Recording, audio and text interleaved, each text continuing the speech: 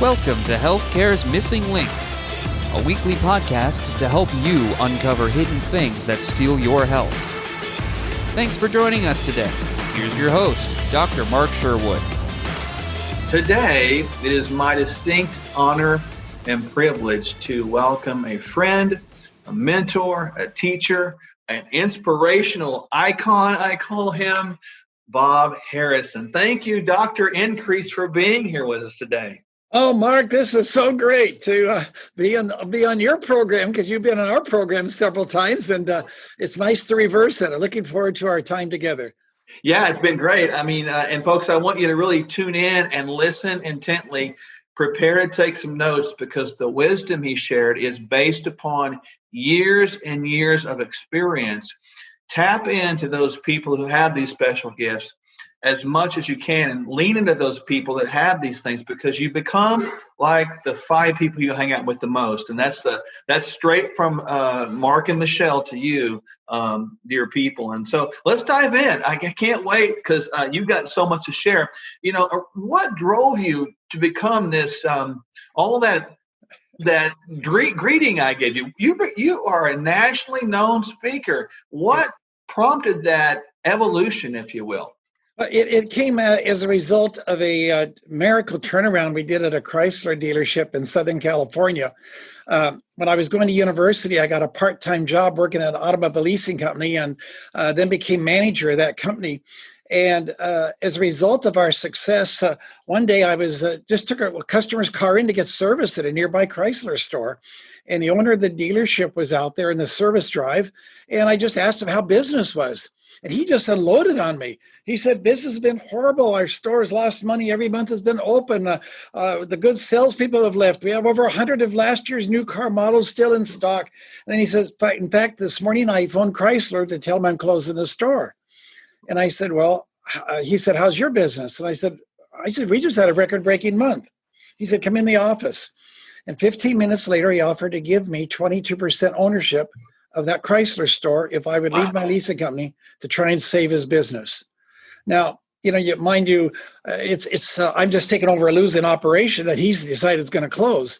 But if I have a different strategy, if I have a different mindset, maybe I can do something he couldn't do. And so make a long story short, after prayer, I believe that God gave us some strategies. We applied those strategies, and we not only saved the dealership, but in the worst time of Chrysler history up to that point, we were able to increase sales 300%.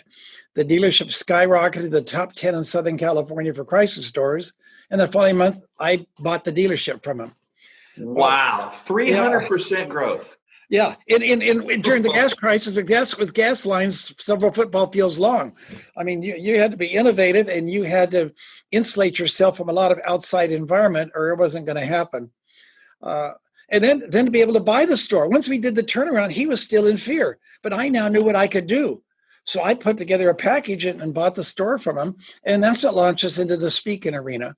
Chrysler groups and dealer groups began to book me to speak. And over a period of time, I realized that was really what I wanted to do with my life. So in the middle of the biggest month we had in history up to that point, we made a decision to sell the store and to launch into sharing these principles with people around the world. And that's been over 30 years ago now, and millions of miles, and it's just been a great journey. 30 years you've been doing this. And if you don't know, and if you haven't heard Bob Harrison speak before, the wisdom oozes out like an overflowing oil tank, if you will. Now, Bob, when you talk about this journey of 30 years, obviously, you had to have some thinking regarding health, longevity, vitality. Can you kind of talk about how that fits within your journey and how important that is for you? Well, I didn't have it when I had the dealership. I was just giving it everything I had. And I discovered that you can be out of balance for a season and get away with it. But if you get out of balance for more than a season, there's going to start to be a price that you pay. It's based upon the biblical principle, which you sow is what you're going to reap. Mm-hmm. And I was really out of balance physically. I was taking bottles of Excedrin a month, and dealing with headaches, and I wasn't eating correctly. I wasn't getting rest. A very stressful environment. It was affecting my my wife. One time we were out eating pizza. She had to go to the emergency room just because of rapid heartbeats and stuff. And I went to a seminar, and this guy was talking about how he met this doctor who was Jack LaLanne's doctor. And Wow. you remember Jack LaLanne, fitness guru, lived till 96. I think if he swam from Alcatraz to Fisherman's Wharf with handcuffs. Yeah, really. But anyway, and so I went to see him because I was having these stress-related symptoms. And that's when I first got the awareness of the importance of diet, nutrition, health, stress, and emotions with health. And began to see that, I didn't want to have short-term success, but I was interested in longevity. I was interested in endurance. In the jungle, it's not the fastest one that survives, it's the one that endures that survives. Mm-hmm. And so my whole thinking began to change. And I began to say, man, this is all good, but it's not good long term. I'm going to burn out. And so that was really the beginning of the change of my journey. And since that time, I've been very defensive oriented, very nutritionally oriented. I try to find any ways I can to eliminate stress out of my life. I'm not just shooting for long life. I'm shooting for maximized living and health and a vibrant life. I don't believe I have to go on a slow downward curve, but I can go like this and boom, like that, when the time comes. And so far, it's all been working. And I've been very, very happy with the decisions I made those years ago. Well, I've watched you over the years that I've known you, and you haven't slowed down a bit. You've kind of ramped it up, which kind of is really cool. And you and I have had these conversations many, many times, and we both agree that stewardship, if you will, of this thing we call the physical body and our life, emotionally, physically, spiritually, is good. Yeah.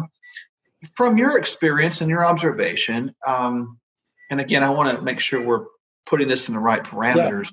Yeah. Your view or opinion or observation about America's health status right now is what? What's your thoughts on that? Well, I think it's really pathetic, as a whole. And I think there's several reasons for that. I think, number one, most Americans, and I'd say people in general, I don't want to pick on America, but some countries do a better job than America. But many Americans, they're not long-term oriented. They're immediate gratification oriented. And of course, commercials, and everything, advertising, tries to bring that out of people. And because of that, we go for what pleases us now without thinking of the consequences of down the road. And I think this is true morally, but I think it's also true with our health and nutrition. And so I think it begins with a person beginning to see long-term. Stephen Covey, in his great book, 7 Habits of Highly Effective People, he talked about this as one of the 7 habits. And he said, great leaders and achievers have end in mind thinking. They go to the end and decide, how do I want this to end? And they work their way backwards. And I think that's one thing that's going to separate people that are more healthy from people less healthy, are those that think about, this is a journey I want to go. And they're not just thinking about, there's the chocolate ice cream or whatever it might be. And I'm not picking on ice cream, but whatever it might be, that's a temptation, and constantly yielding to it. So I think that's one of it. I think another is that Americans and again, people elsewhere, but largely in America, make emotional based decisions a lot of times. We're either going to make our decisions based upon our emotions, our mind, or our spirit. And emotions are the lowest level. Emotions are short range decisions. You make emotional decisions. I can change how you feel about something in 30 or 60 seconds, and your decision be absolutely the opposite. And so I think it's important that we also recognize that. We start thinking out our game plan and submitting that to God and asking God to reveal to us, his plan for our life, nutritionally as well as other areas. Well, you described, your health journey. You've been doing this for a while. Talk about what you do on a daily basis. What's your kind of pattern and your disciplines that you use, and maybe what would be tips that you would say for someone that's sitting here right now and saying, man, I was right where you were at that car dealership. I'm working overtime. I'm doing everything for the dollar to whatever. Can you address both of those things? Oh, that is an excellent question. I say it goes back to the decision I made when I sold the dealership. I said, in everything that I decide from this point on with my occupation and with my family, I'm going to make lifestyle at the forefront. Yeah. So any decision I make, I consider, does this go along with the lifestyle that I want to have, or does it take away from that lifestyle? And so I'm always thinking in terms of lifestyle. I think that's been a key part of it for me. But my own routine is, and I think if you want to find out how to be successful in any arena, hang around people that are successful in those arenas. And you don't have to be with them a long time. But when you're with them, try and find out how they think and what are their habit patterns. In my speaking, I've been able to be around some of the greatest leaders in the world. One day I had lunch with Margaret Thatcher, former Prime Minister of England, and that night I had dinner with Gorbachev from Russia. But when I'm with these people, I'm always asking them questions, and I had pieces of paper. I write down their answers. Sometimes they intimidate them a little bit, but I want to learn. What is making them successful? What are their, the key elements of their life? And it comes down to every one of them. It's just, habit patterns. Mm-hmm. They've got certain habit patterns that are individualistic, but those habit patterns they develop, they work for them. Donald Trump has totally different habit patterns than Ronald Reagan had, or somebody else, like Jimmy Carter had. But each one found out what habit patterns work for them, and they began to use those habit patterns. So back to your question. I make it a point, number one, to try and get rest. I believe that fatigue is a destroyer of not just physically, but I believe emotionally and of relationships. One of my early mentors told me one day, he said, Bob, I've discovered something. He said that tired people lean towards problems. Rested people lean towards answers. Ooh, say that one more time. I want you to, ladies and gentlemen, write that down. That's important because sleep and rest is not a waste of time, contrary to what you might hear. Right. He said, tired. He said, this is a nationally famous million, seller book person. I mean, this, and so I'm listening to him. He said, I've observed that tired people lean towards problems. Rested people lean towards answers. It's good. And so I've discovered that when I rejuvenate my body, it's not wasted time. That it means that when I'm awake, I'm more productive. When I'm awake, I'm easier to get along with. When I'm awake, I'm more positive. I have more energy. I have the ability to thrust into whatever I'm doing because I have that energy in reserves. I'm not living my life running on empty. That I'm keeping myself physically refreshed so that I can draw on that. During our meetings when we do events and stuff, I try to always get a nap. It doesn't have to be a long one. I found even a short one could just rejuvenate me, enable me to bounce back. So number one, I really watch my energy level. I take inventory every day of have I depleted more energy than I've taken in. And if I felt it's been a depleting day, then I try the next day to catch up. I try to avoid all-night flights because they say your immune system can drop 50% after a long all-night flight. I find things that drain me and I try to avoid those. And I find things that add to me and I do those. So that's number one. Number two, I try my best to eliminate stress. Stress, particularly when you have it within you, can be a killer. And we don't have to accept it. I mean, there's a certain amount of stress we have to deal with.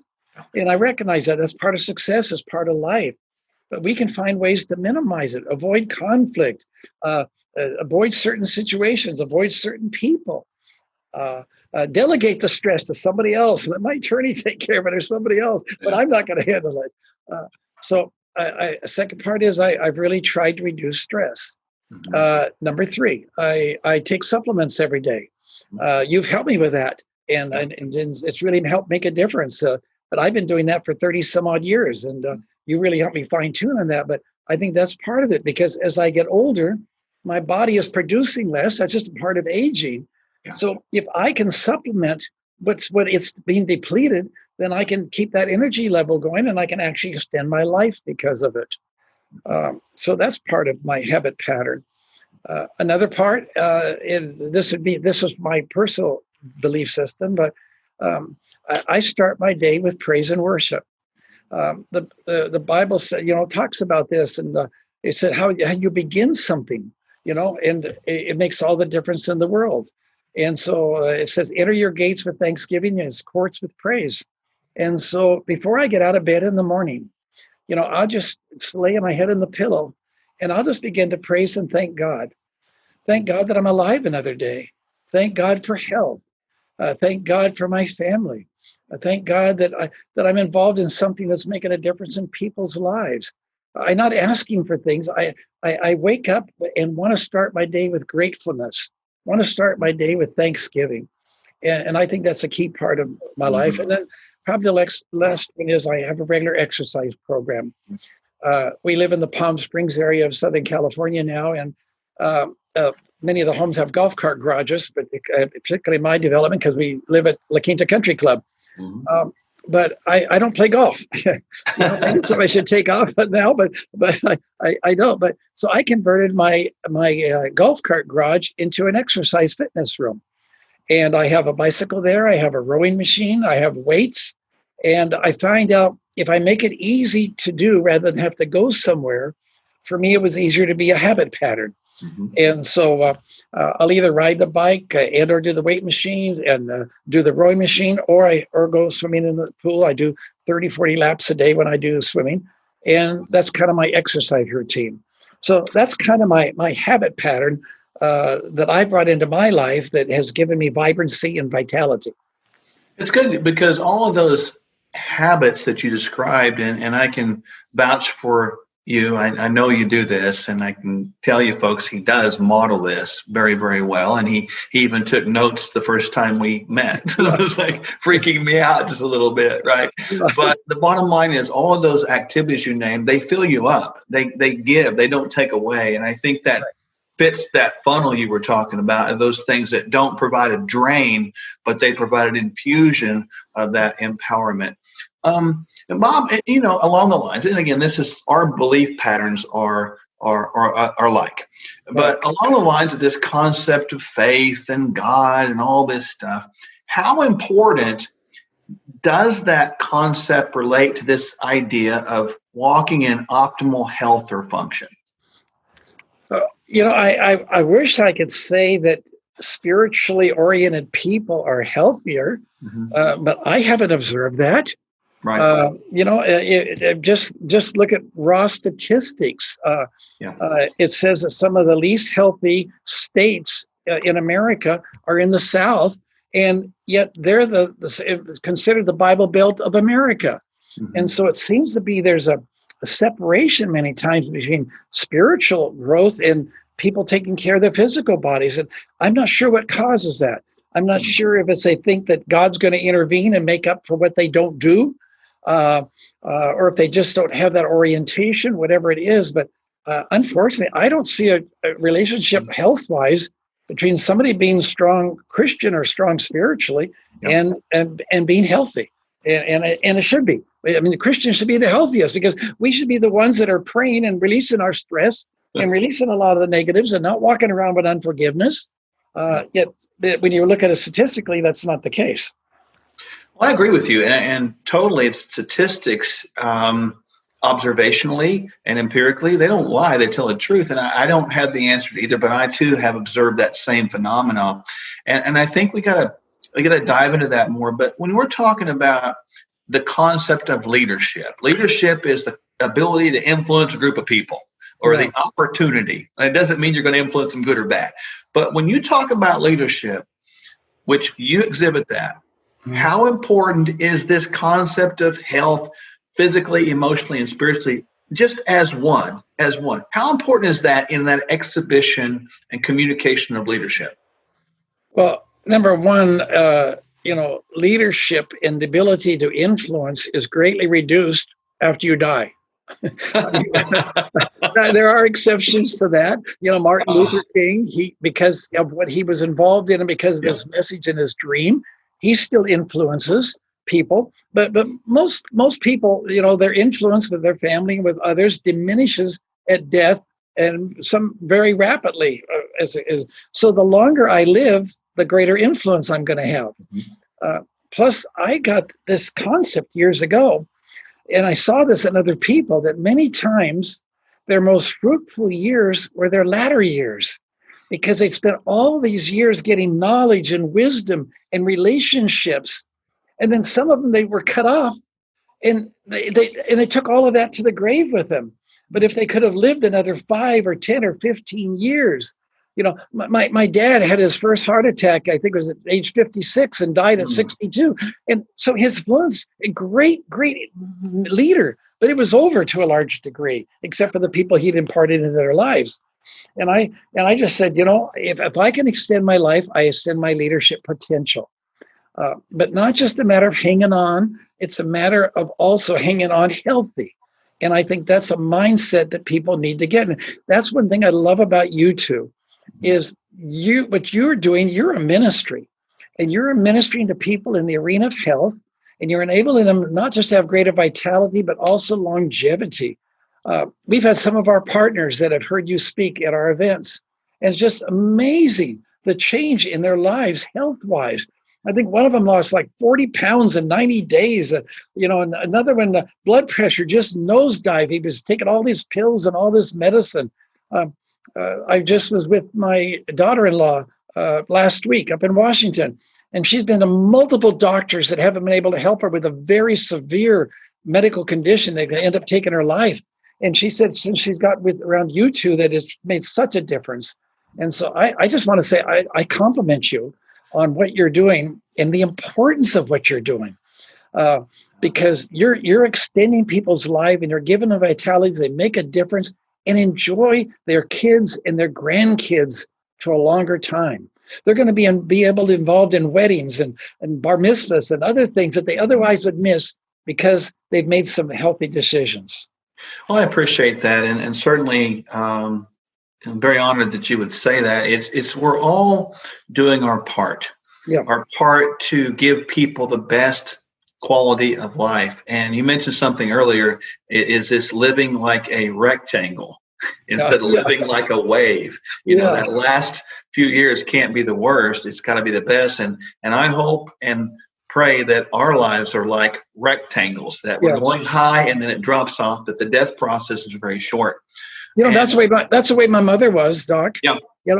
Opposite of my dad, my mother died at the age of 93. Wow. Up to 6 weeks before her death, she was swimming 30 laps 3 times a week in the pool, and she drove around Laguna Beach in a convertible. So that to me, that's the plan. Yeah, and I think that's the desire that we all need to have. And if you had to, and this is a speculative, hypothesis-oriented question, but if you had to say, what would be the missing thing that changes our thinking that would transition us to that type of thinking, to think like your mom did, to think like you're thinking? What are we missing if you had to sort of summarize that? Well, I think we touched on it earlier. I think number one, it's end in mind thinking. How do I want to end? I agree. There's no guarantees to anything, but we're trying to increase the probabilities. And I think that's what we're talking about. But if we have end in mind thinking, and then we get a game plan, it can't just be, I want to be this way, and we dream about it, but we're willing to pay a price. There's a price to pay to have good health, but there's a price to pay to have bad health. There is. Frankly, a higher price. Yeah, higher price. Frankly, I've seen the people with the bad health, and I'd rather pay the price, what I have to do to have the good health. Some days I don't feel like getting on that bicycle, and, I don't feel like doing some of these other things. But the opposite is far worse, and so I'm motivated by that. And I think that's a key part of it. A key part of my life, and it applies to every area of my life, not just health, is I've become a defensive thinker. I think defense. We don't give enough credit to defensive thinking. One of the most famous football players of all times made a statement years ago. He said, offense will sell the tickets, but it's defense that's going to win the game. And that is so true. I read this just recently. Of the first 211 NFL playoff games, 195 of the first 211 playoffs games were won by the team that was the best defense. Wow. See, we all talk about the quarterbacks, we all talk about the passes, but it's the defense that's going to win the game. And so I think a vital part of anyone's life that's listening in any arena is start thinking defense. Think defense with your health.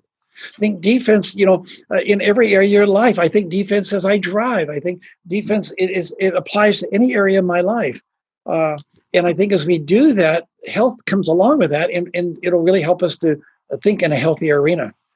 Well, it's funny you say that, because we all understand the idea of defensive driving being healthy, or more likely with probabilities to keep us safe, as opposed to offensive driving. We know speed and living like a hellacious pace is gonna kill us. So we don't want to live offensively. We want to live defensively. So that's a good word. Now, Bob, you're a busy guy.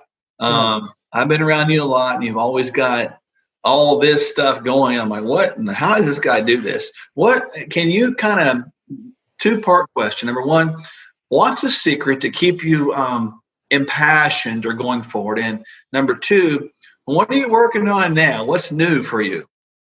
Well, I think a real turning point in my life was back to the dealership. And I hate to keep talking about it because it was years ago, but I had so many turning points that took place there. So you got to go back to the roots of where it all came from. I, up to that time, was focused on a success, making a name for myself, building up my finances, having a television program and all the things that I was involved in. And I came to the realization that there's no satisfaction really in that. You hit a goal, but then what do you do after you hit the goal? Well, you make another goal. Well, then after you hit that one, what do you do? And if I would change my focus on what was in it for me to what's in it for others, and change the purpose of my life on building up myself and my own kingdom to helping others build up theirs, it would give me a sense of satisfaction. It would give me a purpose. It would give me a peace. It would give me a reason to wake up every morning. Mm-hmm. And so it was just, actually people say, how do you get that? You just make a decision. Yeah. I'm not going to live my life thinking and living for myself. I'm going to start focusing on others. And how can I be a blessing? And then you deliberately every day start trying to find ways that you can be a blessing by words of encouragement, by maybe giving extra tip, by being sensitive to somebody when they need to hear, and being a listener instead of a talker, whatever it might be. But you live every day looking for opportunities to make a difference and to be a blessing. And that's what fuels me. That's the reason why I'm still going strong. I don't ever plan to retire, because every day I'm awake, I'm making a difference in other people's lives. And that gives me a sense of purpose, of meaning. It makes life exciting for me. I can't wait to wake up the next morning and find out what we're going to be able to do this day. And so I think if somebody would get that focus, if they don't already have it, or intensify that focus, it's a passion that will last versus a passion based upon self that won't last. It will diminish. But when you focus on others, it is a passion that lasts, and it gives your life an excitement that's just beyond measure. That's really good. So, I guess I heard you say this. I'm just summing it up. It's when you live a life with the intent to make a difference in someone else's life, you're truly living life. You really are. I'm just not alive and healthy. I'm vibrant. I'm happy. I'm just, every day is exciting for me. I feel useful. But that comes from the passion that I carry on being focused on others and trying to be a blessing in the lives of other people. Do you find that passion is contagious? Absolutely. That's one of the things I try to do in our events. It's strange, but somebody once asked me, why do you MC the events and you're the speaker? Wouldn't it be easier to have somebody MC and you just were the speaker? And I said, no, quite the opposite. I said, I would rather, if I had to give up speaking and be the MC. Yeah. Because as the MC, I'm there constantly between the speakers and whatever, and I can take that spirit that I have the thinking that I have, the passion that I have, and I can interject it throughout the entire event all day long rather than one or two slots. And so I just think that way. It's part of my subconscious. It started with deliberate actions that I had to think about. But over a period of time, through repetition, it became not something I did. It became what I was. And I'm not a person that gives. I'm a giver. It's a characteristic of Bob Harrison. And the same with being a blessing to others. I don't have to think about it anymore. It just comes out of me. I'm always trying to connect people. Oh, I know this person that could do this, and this person could do this, and maybe they could help you, because I'm just trying to find any way I can to build and help other people. It's fascinating you say it, because from a physiological, clinical standpoint, it is well known and documented that if you make a specific intentional decision to do habits over and over again consciously, eventually it transitions over into your subconscious, and it becomes concrete there, and then it becomes automatic without thinking about it. So that's what you're talking about, right? Yep. I'm talking about, changing your operating system, or taking some of the things that maybe you're consciously doing now and increasing them to the point through repetition that you no longer have to think about it. Now they become part of your operating system, and it's just who you are, and it's just what you are. And that's when your life takes on a whole different dimension. That's so good. And Bob, I've got the distinct honor and privilege, and it's been some of the highlights of my life to get the opportunity to be a part of your life and a part of those events and that you have, the increase events. For those of you who don't know, instead of hearing it from me, why should people become a part of the increase events? The increase events are unlike anything I know that's in the marketplace. When I had the dealership, and I was struggling to try and find answers on how to be more successful, how do I balance my financial success with my family and my children? How do I not sacrifice marriage and family and health in order to have success? How do I grow spiritually in the midst of all of this? And it was very difficult for me to find answers to that was geared for leaders and achievers. And so as I started doing seminars and teaching, I just said, well, if you can't find it, create it. So 39 years ago, now we started doing these events, started with about 40 people and brought them over to Hawaii and started bringing speakers from different, areas of expertise. And the thing has taken off. And it's unlike anything that's out there. I'm not doing a commercial because we sell out. But I want to get more of the right people there. And maybe you're one of those right people. What makes it different? What makes it different? We do 4 to 7 speakers a day. So you're going to hear somebody that's going to speak into your life. But not only that, we're done at 1:00. So we're not keep burying you in a ballroom in Hawaii. You get to enjoy the Hawaiian Islands. You can go to the beach. You can go to the pool. You get to fellowship with other leaders. We bring in a cross section of speakers, such as from the health arena, from the tax arena, from marriage and relationship arena, and so they speak to different areas of our lives. But the real strength of it, I believe, more than anything else, is the attendees. It's the greatest collection of achievers that I know. And they've been coming for years, and they keep coming back because they're getting something there and they're meeting people there. We almost call it like it's an increased reunion. And so if people are interested in getting information on it, it's going to be in Hawaii, the Hilton Waikoloa Resort next March. And they can go to our website, increase.org, our website, increase.org, or you can go to our, download our phone app, which is Increase Events.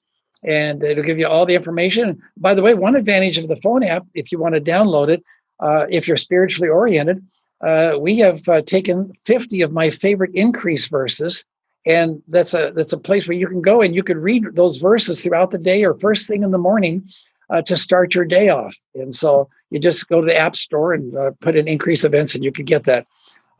But if you're a leader achiever and you want to go to the next level, or you want to meet other people that can really help you and have a relationship with you, I encourage you get information on the Hawaii event.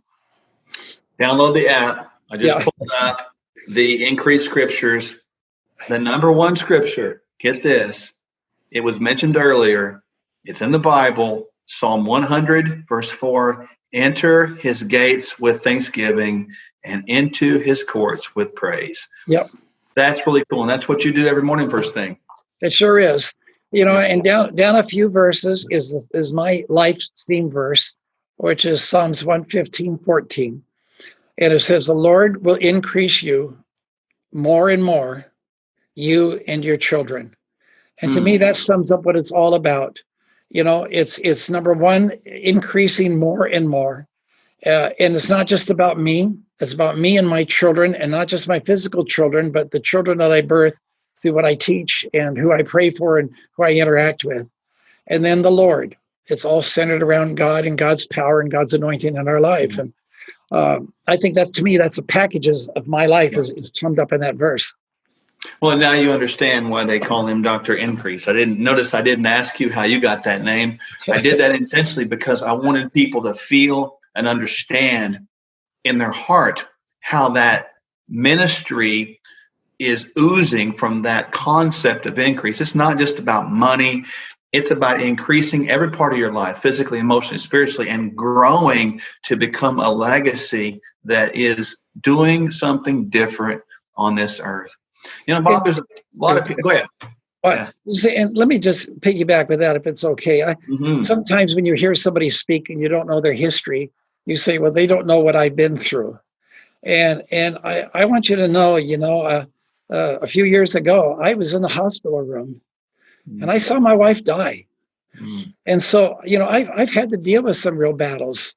And it's one of the reasons I believe so strongly what you and Michelle are doing also.